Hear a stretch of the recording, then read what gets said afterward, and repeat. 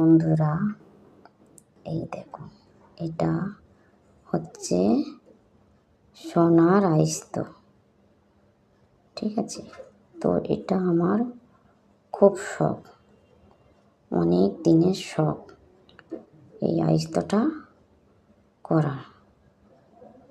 তো সোনার এত দাম বেড়েছে, তোমরা তো সবাই জানো সোনার প্রচণ্ড দাম।